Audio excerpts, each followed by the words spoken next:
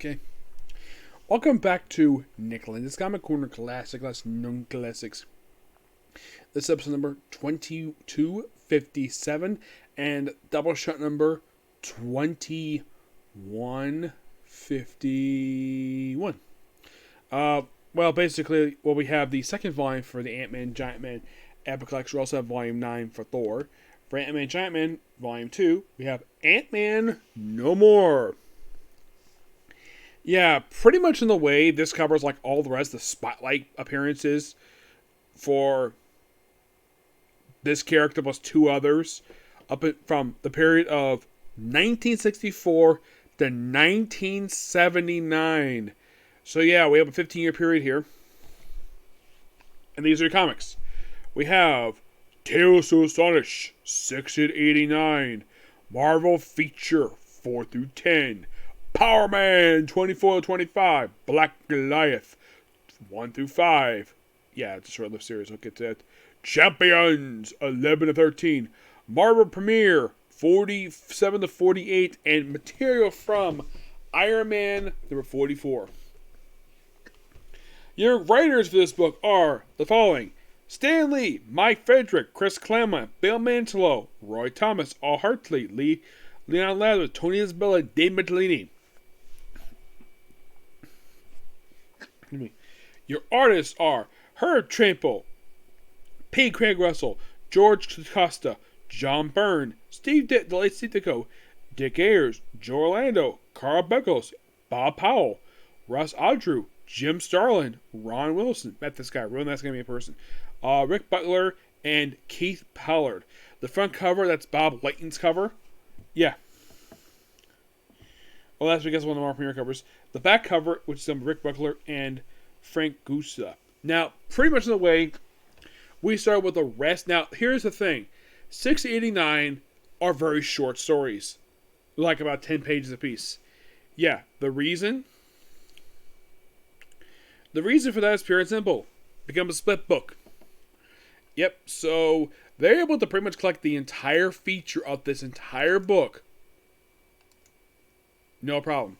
So yeah, with issue 60, we basically have a split book. So, with issue number 60, they battle a guy, a creature known as the Beast of Berlin. Who, like a few other characters, disappeared for 20 years and to pop up again in pages of West Coast Avengers number 33. Yep, this issue was his debut. Yeah, bringing back a one-shot character. They also have a character named Lee Kearns. He popped up. This was a return of him. First time since Tales of 44, which debuted the Wasp. He pops again for this one-off issue. And that was it. Yeah, the guy did appear again after that. Also, a flashback to Hank Pym's first wife. So, in issue 61, the return of Egghead. 62, we have the first. We have debut of a one-shot character known as Second Story Sammy. Yeah, one-shot character. In 63, Wrecker. This was the original Wrecker. Not the one part of the Wrecking Crew. Different guy. Appeared one time and that was it. So, yeah, so it's like, okay, so once we basically have split book, we have basically a bunch of one-shot characters. One who comes back 20 years later. We have two one-shot characters. And then we have, here's a really cool one. We actually have Giant Man versus Atoma for the pages of Submariner. I'm like, okay, that's a really cool character. Also, second someone called Robotron, who's a one-shot worker. Atoma. Yes, Atoma. One of the best characters in the history of our comics. This is crazy of Stan Lee and Jack Kirby. Yeah, you might be curious. Is this the only time he pops in this book? In Tales to Astonish?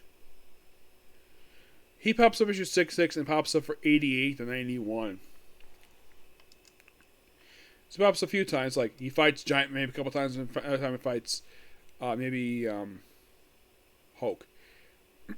Now, issue 65, I have to show this off here, because Giant Man debuts a brand new look for himself. A look would actually pop out in the pages of Avengers. He referred to himself as the new Giant Man. Yeah, he would have this look for pretty much the rest of his time as Giant Man. Until his tincture as Giant Man ended. Yeah, he'd wear this goofy outfit, this blue glove, blue boots. And he basically fights, well, nobody. It just needed a new suit for him. Then we have Madame Macabre. Yeah, so we have 3 one-shot villains in this book. Madame Macabre, who only appeared in this one book. Yep. Okay, so far we have 2 non-one-shot characters so far. Then we have a character known as the Hidden Man. Yes, the Hidden Man.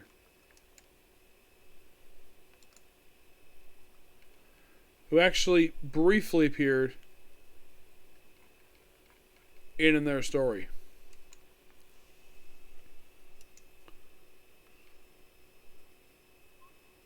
Then we have Boopsy. Just a B. We have Whirlwind pop up again for another issue. Yep. For 2 straight issues of Whirlwind, fighting him again. And that's it. Yes, 69 is the last issue that features, well, Giant Man and Janet.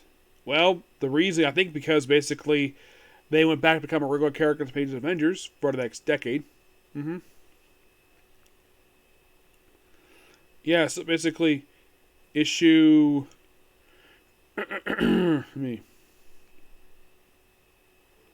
69 was their last ever time they appeared in the book. Yep, so they get moved over to Avengers. And they walk on the sunset. And then we have the Iron Man issue. The Night Phantom Lives. But that's not the main story here. Nope.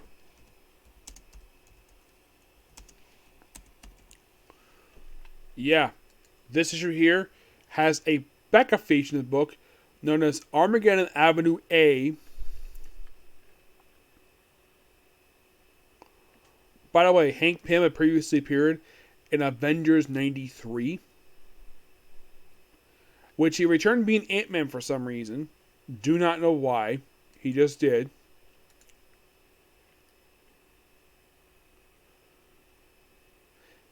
Yeah. I think because basically he gave it the identity. Well, actually, he was Yellow Jacket at that period of time. Yeah, so why back being Ant-Man? Don't know. So he fights the Scarlet Beetle again. Yeah, so he has a rematch with a Scarlet Beetle. And then the character disappeared for 28 years. Until he popped up for the issue West Coast Avengers. Yep. Then he popped up for Avengers 99.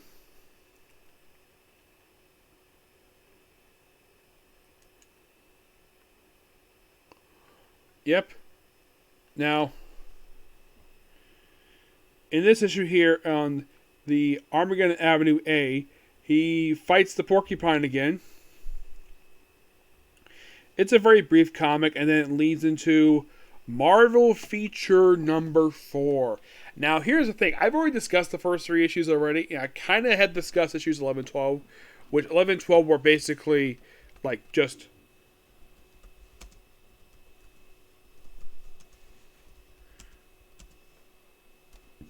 basically, like, the first 2 were just a backup feature, just basically a test bed for the Avengers series, which that proved very successful. This presumably was supposed to lead to a new Ant-Man book, but it never did.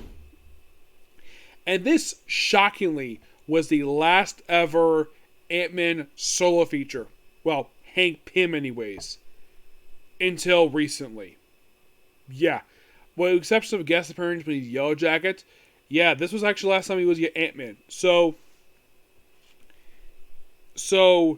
yeah. So, here's your plot for this one. Ant-Man, well, Hank Pym Ant-Man, is trapped. He's trapped in a shrunken form. And he's like this with the whole run. His only weapon is a nail. You're thinking, wait, that sounds familiar. Sounds a lot like what they did with the Atom in the 80s. With the Sword of the Atom book. Yeah, it literally was. It's literally the same exact freaking thing. Me.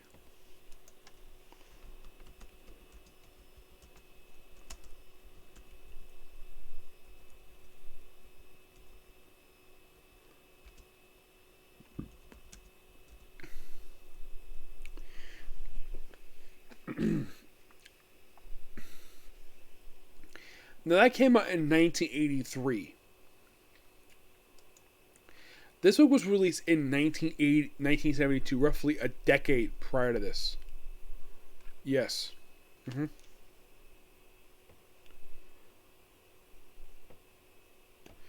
Yeah, and we have Peter Parker make a guest appearance issue. So yeah, we have Hank Pym trapped in Ant-Man form. Thanks to an accident. Yeah, Peter Parker's here just for an interview. Now, does he confirm this issue? Yes, he does. So yeah. He's like sucking this form for a while. And then issue number 5 is hilarious. Well, first we have the return of Egghead. Egghead plays for keeps. So he runs away from looks like a hawk. Yeah, hawk. Takes off his shirt, loses his shirt, and takes a freaking needle or something, basically kills it. Yeah, and then basically we have Elias start fighting with his niece. Yes, his niece. Because she refers to as, well, her name is Trixie Starr. Yes, this is her debut. Mm-hmm. Yeah. A character who, after this one issue, would pop up in Defenders for a few issues, and then become a recurring character page of Hulk. And then her last physical appearance was in Avengers 230. Yeah. That was her last appearance. Is she a bad person? No. Her uncle's a bad guy. Yeah.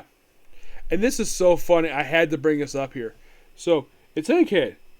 Old fellow of mine, brilliant but criminally insane. He's molesting that girl, who is his niece. I gotta stop him despite my sides. Don't fight me, girl. I will brook no patience. You will obey me. You will spit my order to else. Uncle, will you stop hassling me and leave me alone? Hey, Egghead. Hey, Fats. Your brain is soft as a rotten noodle. Which I spell. Who? I recognize that pipsqueak voice, Ant-Man. So fate brings you my path again. I have many feats in your hands I have to avenge. After subduing this whelp, I'll crush you, Ant-Man. You're like, nope. Kicks him. Run away. And of course he chips over. And of course he actually, on the cover, he actually has his gun pointed at the shrunken Ant-Man. And he hits him, of course, knocks the glasses off. And of course, Trixie basically just picks up Ant-Man, and he's like, because he lost his shirt. So basically, she sits to get a brand new shirt for him. And basically, we have debut of a new Ant-Man look for him, which you look at it like, yeah, it's a sort of Adam suit that would debut like similar to that decade later. So he washed himself, and Trixie's only here just this one issue. Then she moves over to Defenders for some reason. I don't know why. Yes, he fights Egghead for this one issue. And at the end of the issue, he runs into his wife, Janet Van Dyne, who's unconscious.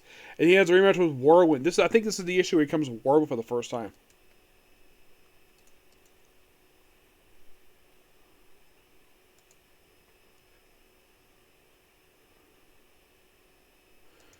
I have to find out when exactly he became Whirlwind.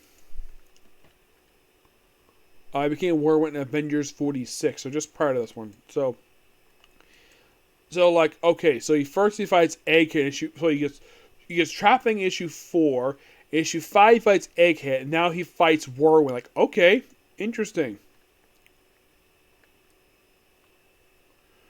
Like, okay, 2 of his most famous villains, and then of course he helps out Jen, and she comes trapped in the shrunken form too. By the end of this issue, yes, she is trapped.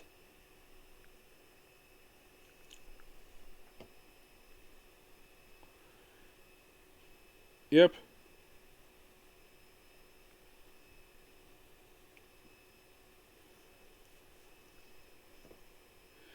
And then the very next issue, they find someone, and after that after that, basically those 3 issues, then we have issue 75, someone called the Patera Man, who appears for this one issue. Yeah, he's a one-shot character. He's, let's see, I think he's like an alien.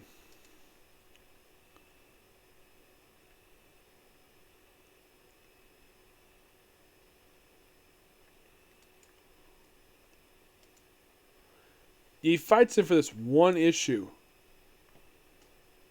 Yep. Yeah.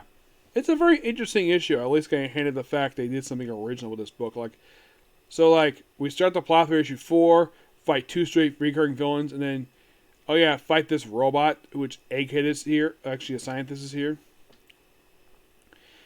Oh yeah, and here he is. That's him. In his one only comic appearance ever. He never returns there again after this for some reason. I don't know why. And everything they can shoot just basically a recap. It's a very short recap. Yep, Janet turned to a bug, and partially this book is it's a recap of Tales of 44.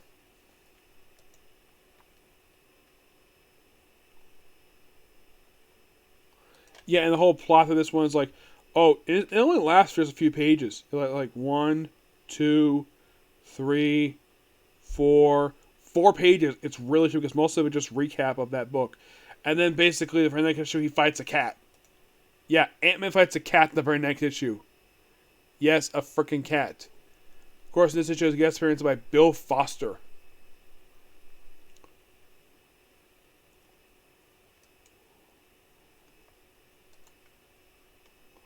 We also debut a character named Dr. Nemesis, who appeared as Michael Shelchock in issue 4.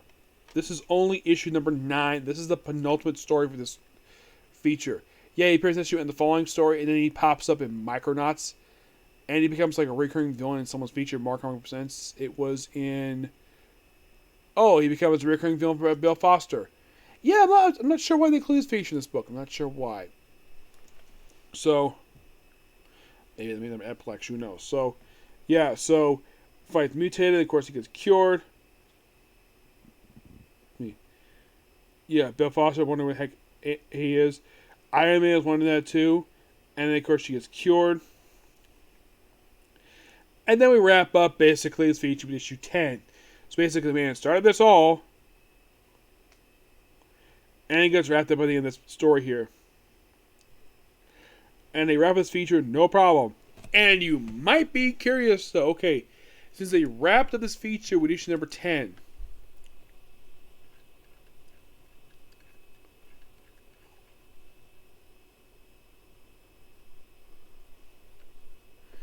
Basically, I think after this, they rejoined the Avengers with issue.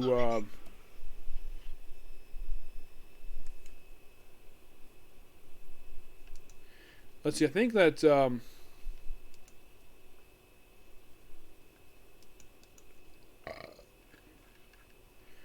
Let's see. I think after this feature wraps up, I think they just went back to Avengers after this.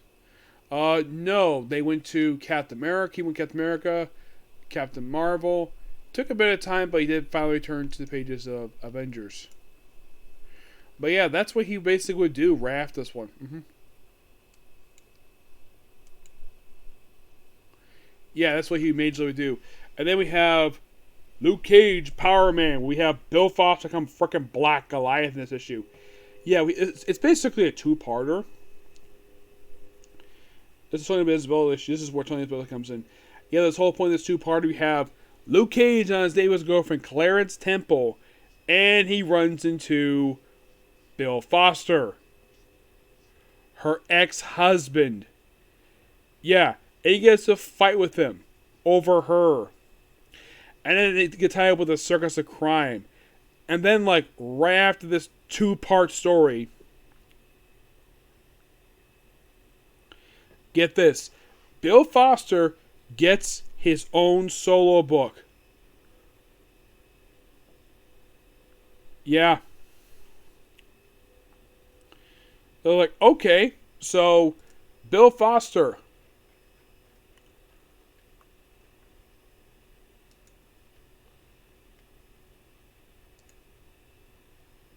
Yeah, he's here for this. Yeah, he basically becomes this big in this issue here. And then he gets his own solo book. Yep. Gets his own solo book. That, from when I heard they canceled it, I heard it wasn't canceled low sales because they canceled because they want to move over the champions. And he basically fights his own bad guys. First, he fights a character known as Atom Smasher. Like, wait, Atom Smasher? Isn't that a character from DC? Yeah, well, he's basically like the first villain he fights. He's here for like 3 straight issues where he gets killed off. They also fight a character named Warhawk, who is surprisingly still around. Yeah, after he made his debut in issue number 2. He's here for these 2 issues. Actually, his first appearance, issue 23 of Marvel Premiere, which is a story that features Iron Fist, and he mostly just sporadically pop up since then. His last appearance was actually just fairly recently in miniseries for Gambit. And it's also this issue debut of Ambrose Connors. He is a character who appeared for this issue, plus issue of more fanfare, and that was it. Yep. In issue number 3, they kill out Atom Smasher. We have the debut of a character named Vulcan, who appears for 1 issue. Tony Starkman's guest appearance. We also have the Whiz Kids, who basically just be students of Bill Foster, and they're here throughout almost the entire book except for the last issue. They're not here for the last issue for some reason. Yep. We also have first appearance of a woman named Regina Claiborne.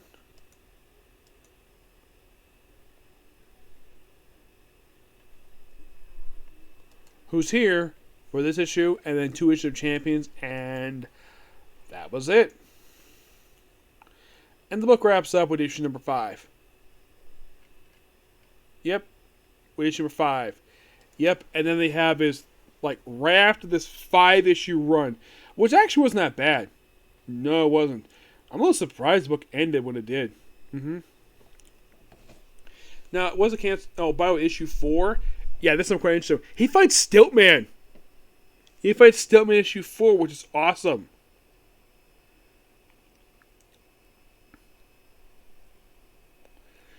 Yeah, then right afterwards, he got moved up to Champions, where he was there for 3 issues.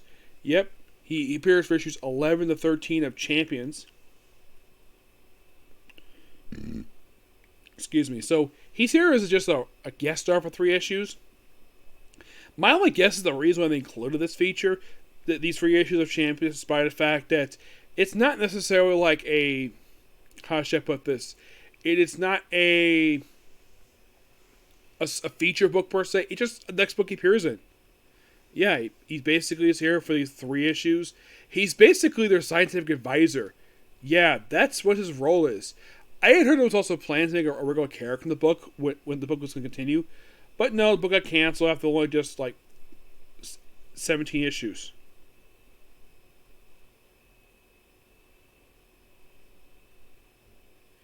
Yeah, he basically is in LA for 3 issues, and then afterwards, then we have the 2-parter from Marvel Premiere with debut Scott Lang.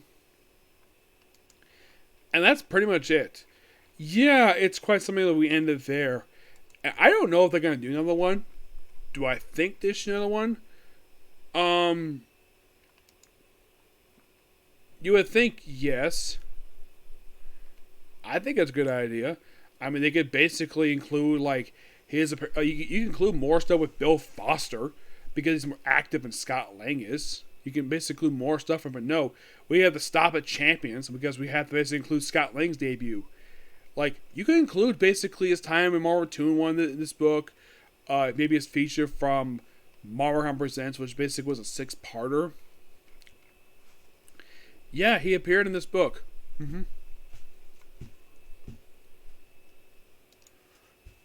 Yeah. You could do that if you want to. I mean, that's the only thing else you could do is basically feature that. But not much else he can do. Like, aside from Marvel 2 and Defenders, you can't conclude anything else. Hank Pym, I think his spotlight stuff was done. Yes. Scott Lang, they collected all of his spotlight appearances. They collected in one book. Bill Foster, I'm surprised they haven't done anything more with him. Like, you think about it, all he had was like those 2 issues of Power Man, became Black Goliath, the short-lived book, his feature from his appearances in Champions, and then just guest star appearances, mostly appearing in like Marvel 2 and 1, an issue of Peter Parker, the particular Spider-Man, where he appeared here as Giant Man. Yeah. If you're curious, became Giant Man in Marvel 2 and 55. I'm surprised they included there. Yeah. I mean, also includes like, yeah, basically a recurring character in this book, Marvel 2 and 1. And, of course, appearance in Spider-Woman, probably Marvel Superheroes, Volume 2. I think he had a feature in the book. Yeah, he did. You could do another book. You could probably do one more. But this is probably, I'm not sure they can do anything else, but it is something that they, like, I think Volume 2 was necessary. But if they could do Volume 3, who knows? Yep. But,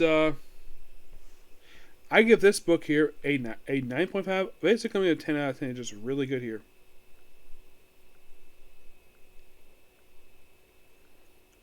So I have to basically close out these pop-ups. So, moving on to Thor Epic Collection Volume 9. Even Immortals Can Die. Yeah, and I'm kind of partial to talking this book already in the last video, where I talk about issues 260, 268. But this book goes from 260 to 280, annuals 6 and 7, and Marvel Preview number 10. Marvel Preview number 10 is just a Thor book, which is just awesome. The writer here is about Lean Ween, Roy Thomas, Roger Stern, Bill Mansell, Doug Goots, Don Thomas, Maggie Thompson. Artwork by Walt Simonson, John Bushma, Sal Bushma, Jim Stahl, Alan Kupperberg, Wayne Boring, Bell Murrick, Gerald Manuel, and Rudy Nebris. Yep.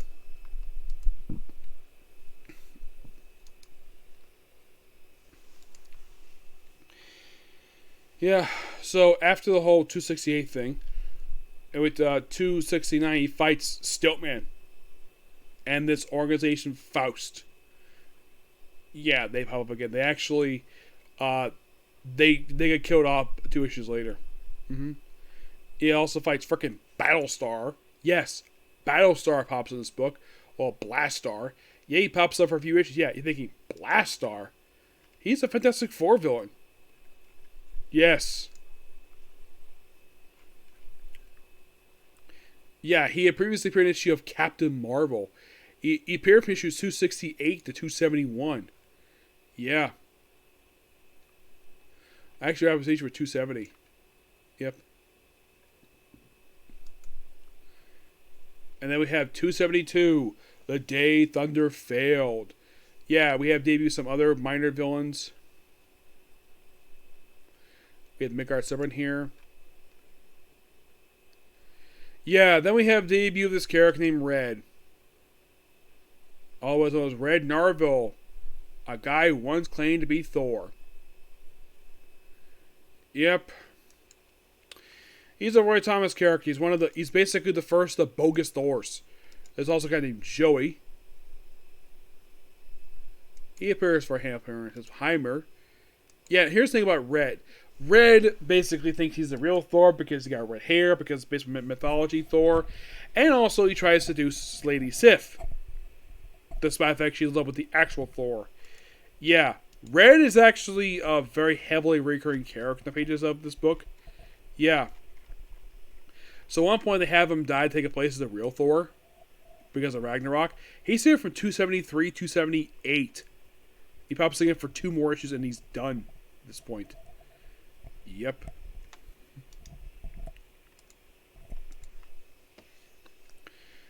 And the whole point of this, try to prevent Ragnarok. Yeah, a guy named Holder who appears in the book, got killed off an issue of Loki. Yeah. Also, Boulder the Brave gets killed off in this issue.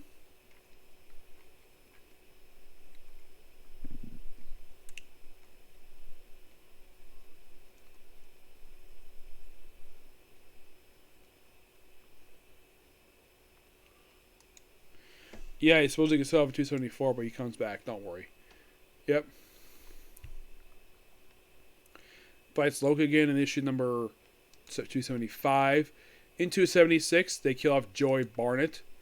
Yeah, he was very brief a character. Appeared only 5 times. They come back in 394 somehow. Yeah, Red Narwhal in 276 becomes Thor. He thinks he's Thor, but he's not really Thor at all. Fight a lot of trolls. Fight Midgard Serpent. Like, I'll protect. I'm the real Thor. Yeah. Yeah, then Jane Foster gets finally free. And of course, you have her husband appear here too. And then 280, he fights Hyperion of the Squadron Sinister. And then we have first appearance Emil Burbank, who was Master Menace. Yes, that's his name. Master Menace. He's a Squadron Supreme villain. Yep, here, this was his debut. He popped up in Squadron Supreme number 6, in issue Captain America. He's there in issue 12, pops up for a couple appearances, and that's it. Yeah. You might be curious, though. Is he a take on a character from DC? Based on his appearance with the cape?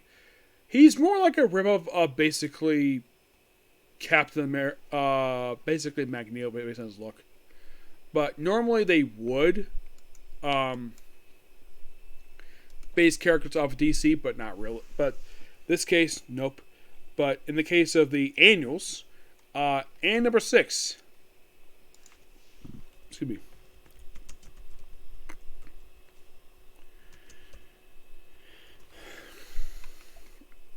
Because they have 2 annuals in this book. And number 6, I've contacted 4. It's basically a team with the Guardians of the Galaxy. And issue 7, he takes on the freaking Eternals.